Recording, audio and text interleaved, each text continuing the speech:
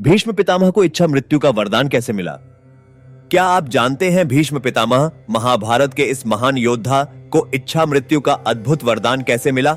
यह कहानी त्याग, समर्पण और धर्म के गहरे अर्थ को समझने का मार्ग प्रशस्त करती है। आइए इस अद्वितीय गाथा को विस्तार से जानें। भीष्म पितामह का असली नाम देवव्रत था और वे हस्तिनापुर के महान राजा शांतनु के पुत्र थे। उनकी वीरता और बुद्धिमत्ता से सारा साम्राज्य प्रभावित था, मगर उनका जीवन एक निर्णायक मोड़ पर पहुंचा जब उनके पिता ने सत्यवती से विवाह करने की इच्छा जताई। सत्यवती के पिता ने यह शर्त रखी कि उनके पुत्र ही हस्तिनापुर के राजा बनेंगे। यह सुनकर देवव्रत ने अपने पिता के प्रेम और खुशी के लिए गद्दी का त्याग कर दिया। उन्होंने केवल सिंहासन नहीं छोड़ा, बल्कि आजीवन ब्रह्मचर्य का भी संकल्प लिया, एक ऐसा त्याग जो इतिहास में अमर हो गया। देवव्रत के इस अद्वितीय त्याग ने शांतनु को गहराई से प्रभावित किया।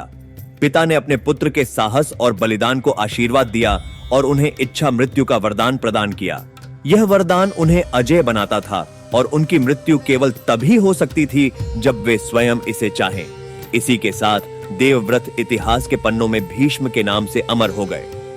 महाभारत के युद्ध में भीष्म पितामह ने प्रचंड युद्ध कौशल दिखाया।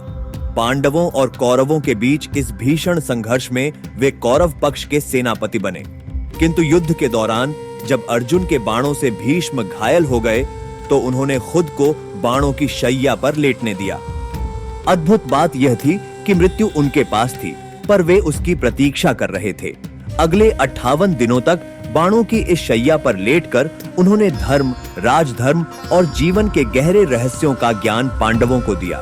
उनके शब्द न केवल महाभारत बल्कि समूची मानवता के लिए पथ प्रदर्शक बन गए। माघ मास के शुक्ल पक्ष में उत्तरायण का समय आने पर भीष्म ने अपनी इंद्रियों को संयमित किया और इच्छा मृत्यु के वरदान का उपयोग किया। उन्होंने शांति और प्रसन्नता के साथ देह त्याग कर दिया। उनकी यह विदाई हर व्यक्ति को धर्म, कर्तव्य और त्याग को समझने की प्रेरणा देती है। भीष्म पितामह की कहानी हमें सिखाती है कि सच्चा बलिदान जीवन को सार्थक बनाता है और धर्म पर डटे रहने वाले अमर बन जाते हैं। भीष्म पितामह का जीवन हमें सिखाता है कि साहस, सत्यनिष्ठा और कर्तव्य पर अडिग रहकर किसी भी चुनौती का सामना किया जा सकता है। अगर आपको यह उत्कृष्ट कहानी प्रेरणादायक लगी हो तो इसे अपने दोस्तों और परिवार के साथ साझा करें। हमारे चैनल को सब्सक्राइब करें और ऐसे ही अद्वितीय कथाओं के लिए जुड़े रहें।